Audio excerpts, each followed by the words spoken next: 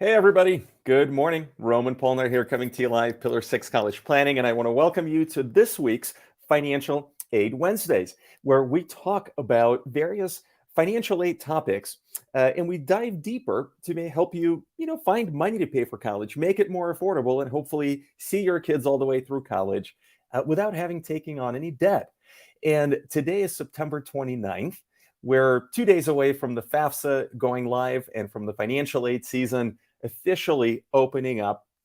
And I'm seeing a lot of questions coming up. And as I do every week, I usually select one question or a topic that I see coming up more often to dive into and dig into to help you ultimately find the money that you need to make college more affordable. And so this week, what I've been seeing a lot of is kind of chatter around, well, who should worry about the FAFSA?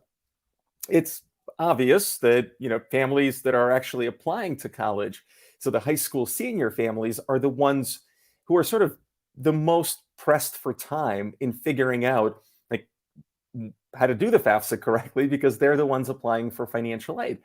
But it's kind of a misnomer because the outcome of filling out the FAFSA is you qualifying for financial aid, right? Why else would you do the FAFSA?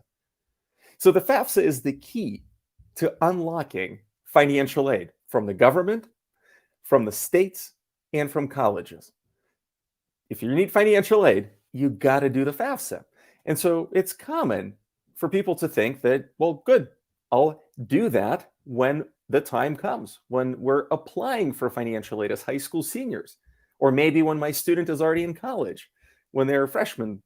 They need to apply for next year's financial aid awards for the sophomore year. And for the sophomore year, you need to apply for the junior year, etc. Well, that's a misnomer because I shouldn't say misnomer, it's half truth. And the reason for that is because the amount of money you're ultimately going to get um, actually gets locked in 2 years prior. So let me talk about that. Because really, high school sophomore families need to think about the FAFSA just as much, if not more so, than families of high school seniors.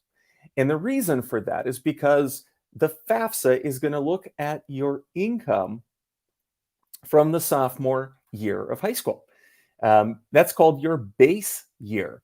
And it starts on January 1st of your student's sophomore year of high school. So for all of you sophomore families watching this video, pay attention, because in just 3 months or so, 3 months and 2 days, your base year is going to start.